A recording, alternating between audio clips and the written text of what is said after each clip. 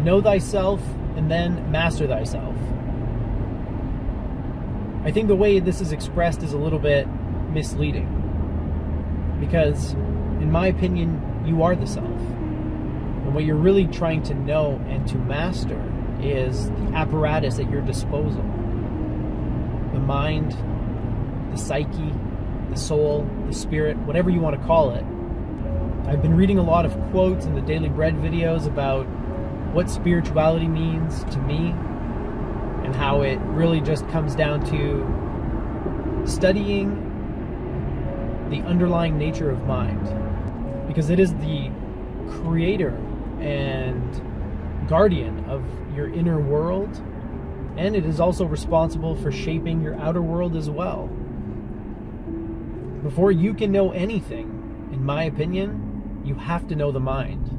You have to understand how it works, how it affects your emotional state, how it can alter your perception of the external world, and how you can do these things deliberately to the mind once you understand its inner workings. To me, this is like the most crucial set of skills you could ever learn. I don't understand how it's not taught in schools. I feel that there is a huge gap here in our education, because while we are filling our minds with information, we don't know anything about the mind.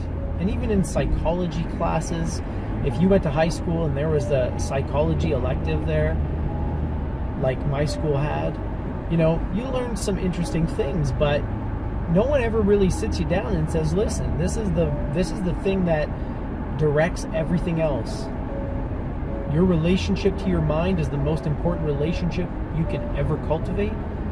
And if you have a terrible relationship with your mind, or worse, no relationship with your mind, holy shit.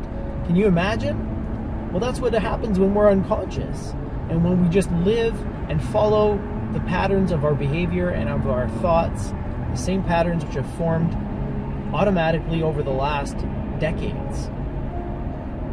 That's like having no relationship to the mind. You don't even know the mind exists. You think you are your mind, and then you're fucked. And then you are screwed, my friend. If you think you are your mind, if you think you are your thoughts, then how are you ever going to break free from the mind's chains, and how are you ever going to dominate it and make it your servant? Make it what it should be. So how do you separate from your mind? How do you watch your thoughts? These are the types of questions that I started looking into, and so maybe they are of interest to you as well. I think if you are an introvert or an introspective type of person, you have a huge advantage going into this. I say this because I was or am an introvert and an introspective type of person. And so when I started to be exposed to these ideas and I had a few experiences, it shifted very quickly. I was on board, because not only was it proving to be true by virtue of evidence in my life and how I felt about my life, but it was making me feel more powerful and more at peace than ever before. So to me, these are results that can't be denied. I can't experience results like that and then abandon the practices and the principles that got me there and that are keeping me there for the most part. So how do you watch your mind? Well, if you have a thought voice, if you have a running monologue in your head, then you have to listen, and you have to pay attention, and you have to question the monologue, question the narrative, especially when you find yourself getting emotionally invested, getting amped up, or angry, or anything negative. You have to listen in, because most likely your reaction is going to be due to that thought voice and not what's actually happening out there. If you become the conductor of this chorus, this mind voice that I'm talking about, then you can make it say what you want. And you can base your thoughts on solid, grounded principles. Principles that you have investigated and that not only feel right, but make sense rationally. So to watch your mind means to listen in and to ask questions and to try to analyze yourself. There are 2 tricks that I use to do this. The first is a little bit of role playing. So if you're not into that, if you can't put yourself in another person's shoes, then it might not work for you. But for me, I don't have too much trouble doing this. And what I do is I pretend that I am a doctor, a physician, a psychotherapist, or just a scientist who is studying something. I try to separate from myself by playing a role, by pretending to be not me. And then I treat my thoughts and that running monologue like my patient's account of what is happening. You can be a little bit more firm with yourself, and you can pretend to be a detective maybe and interrogate yourself, or a lawyer. I've used that analogy as well. If you can role play a little bit, then this trick might work for you. When I say role play, I don't mean like you don't have to do it out loud or anything. Just analyze your thoughts as if they were not your own, and try to be objective and to use the scientific method. Test your hypothesis. Am I saying this because it's true, or am I saying this because I might be insecure about this certain thing? That's the type of stuff you have to explore. And don't worry about finding yourself in the wrong or realizing that maybe you do have issues, because we all have issues. I have issues. There's no problem with issues.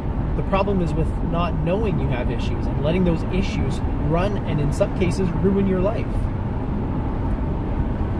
So the second trick, and you can use both of these together if you want, but I'm separating them out. The second trick that I use is to write it down. I don't use this trick often, but when I do, I have powerful healing experiences. It's cathartic. In my case, I don't only write it down, I also get to sometimes deliver it in a short sort of reflective piece at my church. And so not only do I get to spend time with this insight or this story from my own life, not only do I get to approach it in a literary sense, trying to figure out the best way to package the story and what insights to sprinkle in, but then I get to go in front of a bunch of people that I really like and who are super awesome, and I get to share it with them. And so I have been able to discover all kinds of hidden traumas and little things that at first I didn't even know existed. And then as I started to try to write about a certain topic and to come up with a story from my own life, it just materialized. And I realized that I did have this experience, or I did have something to say about whatever the topic may be. So write it down, either periodically throughout the day, like I recommended to my friend Rajat, set 3 alarms on your phone, and every time it goes off, take 5 minutes to write something in a thought journal. And then at the end of the day, or maybe even at the end of the week, go over what you've written that week and analyze it like a doctor or a scientist. Pretend to be not you and go over what you've written and try to look for patterns and to figure yourself out, because we all have different patterns and different mechanisms, different expectations and different conditioning. So there's no one-size-fits-all solution. You have to find your own solution, which is why I want to put out this new genre, this new literary genre. Instead of self-help, do-it-yourself help, because no one can really help you but yourself. People can give you advice, they can give you guidelines, they can give you principles, or they can share their own experiences and you can glean insights. But at the end of the day, you got to do the work. Ain't nobody going to do it for you. That's it. Nobody's going to do it for you. So it's not self-help, because no book can help you. A book can give you very good insights and very good advice on how you can help yourself, but you got to do it. You have to follow through. So write down in your thought journal, come up with your own schedule. Even if you do it once a day, at the end of the day perhaps would be a good one, or first thing in the morning maybe, or any time. One time a day, write in your thought journal. And then whatever you set your initial goal to, whether it's once a day or 3 times a day, try to increase a little bit periodically. So instead of doing 5 minutes 3 times a day, start doing 10 minutes 3 times a day. And trust me, this is the gift that keeps on giving. The well never goes dry. There is so much to be dredged up in the depths of the psyche, and if you put in the work, you are going to heal in ways that you didn't even know you needed to. You're going to grow. You're going to find hidden talents you didn't know you had. You're going to start enjoying things you never enjoyed before. You're going to become an artist instead of somebody splattering like a second grader on a piece of paper. You're going to become a true artist. You're going to master the art of living, inch by inch, step by step. And it's a mastery that goes on for life. It ends when your life ends. So you don't ever get to the end goal. It's a constant struggle, but it feels amazing. It's the most noble and most valuable struggle you will ever endure.